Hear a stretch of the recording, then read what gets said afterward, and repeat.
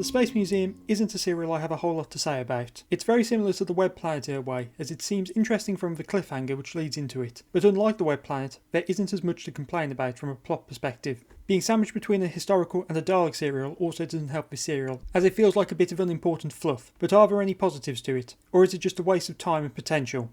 Beginning where we left off with the Crusade, the quartet are frozen in place by some unknown force. This quickly resolved itself, but a few new mysteries are created from it. First off, the quartet have changed clothes. Doctor, we've got our clothes on. Well, I should hope so, dear boy. No, Doctor, our ordinary everyday clothes. Well, upon my soul, yes. Well, I must say it's going to save us a lot of bother changing. Now, let's see where we are, shall we? Which the Doctor doesn't seem too bothered about. Seems very strange, but his remark is humorous, very much in the vein of the rescue when Barbara says the trembling stopped. The other main mystery comes when Vicky is bringing the Doctor a glass of water which she drops, causing it to smash, only for it to come back together and fly into her hand. This strange event the Doctor also doesn't pay too much attention to, but I do like his response to hearing Vicky drop the glass.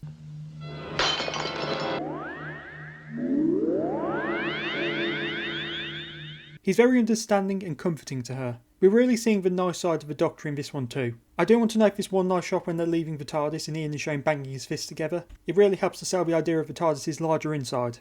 So the planet they've landed on is home to a space museum created by the Morlocks, as they've reached their peak as a society and so just sort of exist now. But the planet doesn't belong to the Morlocks, it was instead conquered by them, with the inhabitants being called the Zerons. The Zerons are now just a bunch of teenage boys who are plotting revenge against the Morlocks, but aren't making a lot of progress, but we'll get back to them when they become important.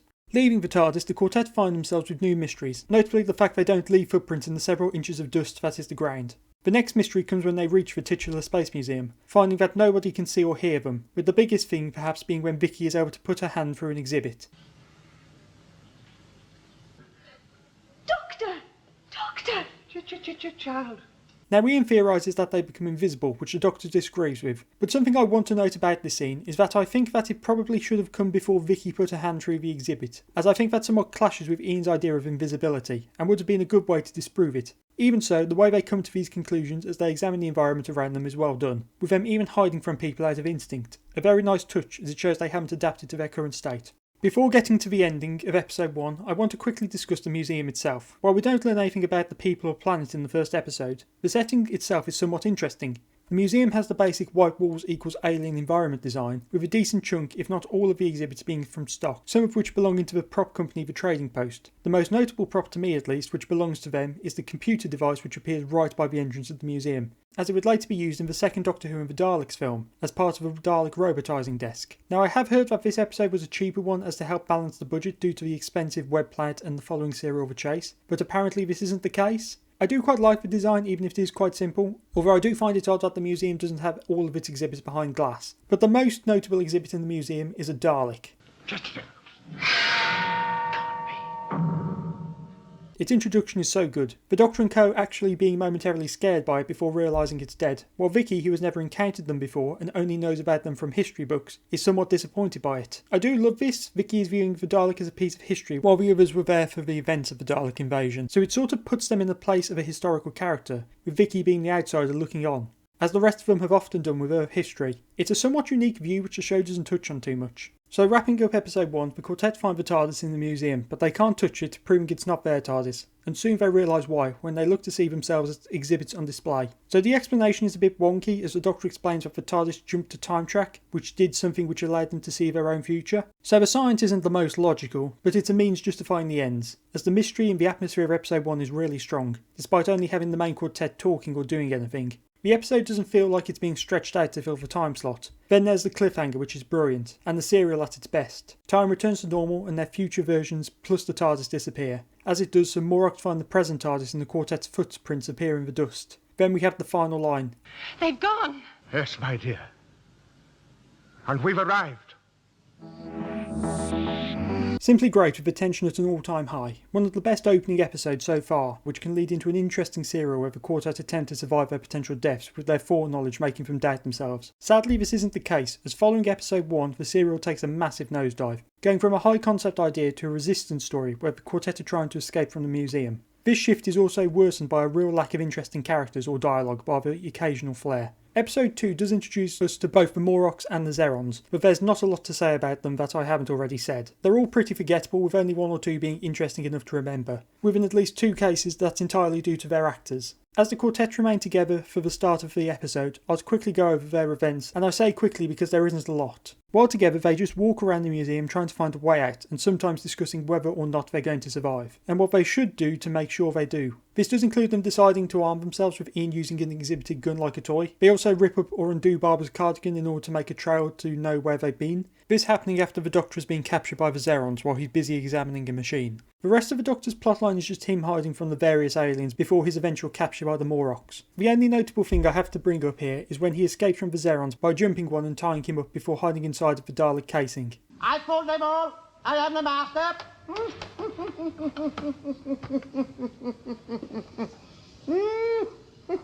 Once he's captured by the Morlocks, the Doctor is set against the museum's curator, Governor Lobos. Now this confrontation is probably the best bit of the serial following episode 1, as we get to see the Doctor toying with someone. Every previous time the Doctor has toyed with someone by using his greater intelligence has always proven to be a great watch, and this is no different. But something about this that is different is that it's a lot funnier, as Governor Lobos, like the rest of the Morlocks, is an idiot. Not even understanding how his own machine, which allows him to view the Doctor's thoughts, works. Something the Doctor figures out how to manipulate within moments of learning how it works.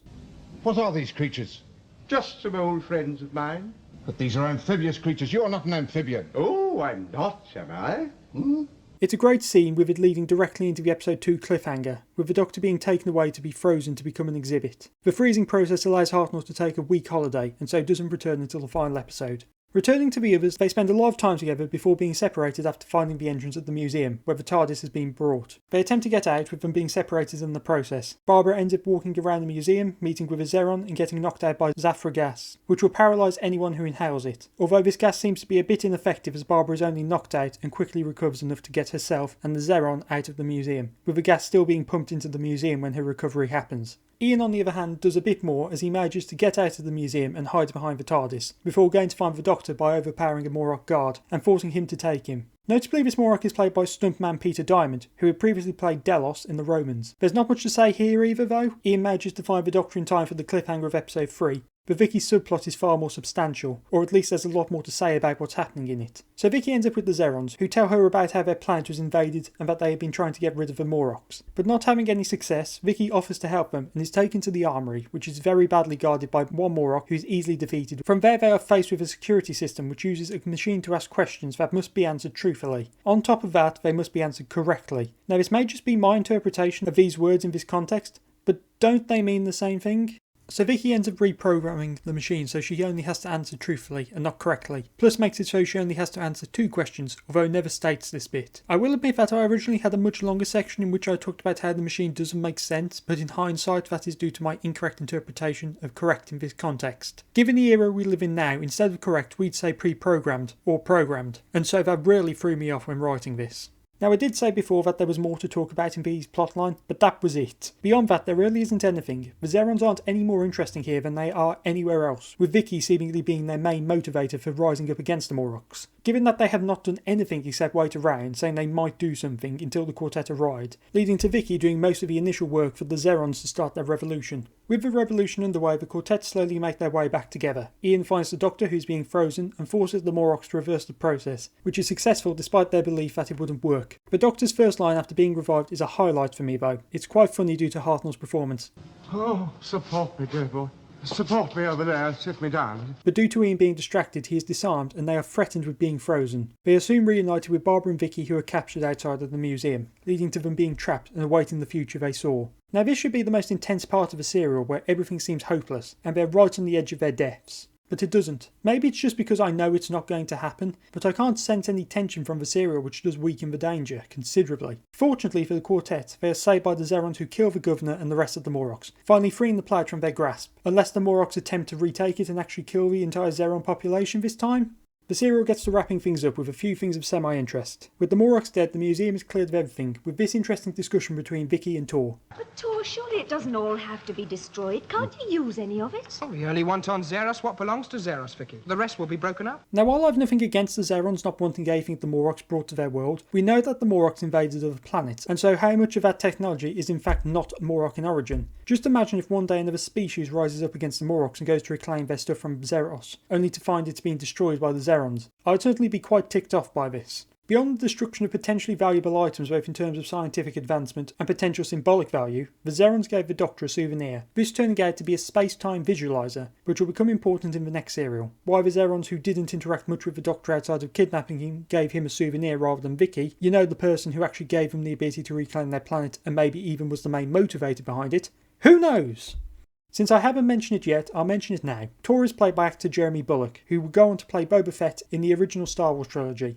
So the quartet return to the TARDIS and leave Zeros behind them, which will probably be invaded again at some point either by the Morlocks who are trying to reclaim it or by some other species, one of which might be getting revenge for the Zerons destroying a precious artefact. Either way, the future doesn't look hopeful for them, especially since their race was nearly wiped out by the Morlocks, leaving only a few teenagers, none of which that are seen are female. The final scene of this serial returns us to the Daleks' home planet of Skaro, where a Dalek is monitoring a machine which indicates that the TARDIS has taken off, with the Daleks planning to pursue them. So the Space Museum isn't very good, much like the web play before it. It's a very dull serial, but at least has the decency to be only 4 episodes long. But on the other hand, isn't as interesting to talk about its flaws in both terms of writing or strange visual choices. I think it's better than the web play due to it being considerably shorter. Plus the first episode is excellent. The mystery that forms and tension it builds up is incredible, only for it to be wasted in the following episodes. I think this could have been a good or great two-parter, perhaps removing the Zerons and just having the quartet escaping from the Morlocks. Behind the scenes is more interesting, as it was during the production of this serial that Jacqueline Hill decided to leave the show, which would happen in the following serial. Beyond that, the serial's writer Glyn Jones would later go on to star in the show a decade later, making him one of only 5 actors to both write for the show and to have acted in it. Then, while not exactly behind the scenes, there are plenty of stills and a few clips which originated from this serial, which would later be used in many loose canon reconstructions, most notably the shot of the TARDIS doors opening. So retroactively, the serial served as a good stand-in for much more interesting missing serials. Maybe the most backhanded compliment I could give this serial. Overall, the Space Museum had an interesting idea which raised the bar too high. The production team did a great job with what they had with episode 1, being very visually appealing. But everything seems a bit formulaic and played out in episodes 2 through 4. Apparently this was due to Dennis Spooner's rewrite, so maybe the serial would have ended up a whole lot better, or maybe not, we'll never know. Either way, what we've got is not anything outstanding, but at least doesn't go on and on. Plus has a few funny moments, both intentional and others not. But next time, Terry Nation returns with a new Dalek serial, with the Daleks having acquired time travel, and prepared to pursue the TARDIS through all of eternity. Next time, The Chase.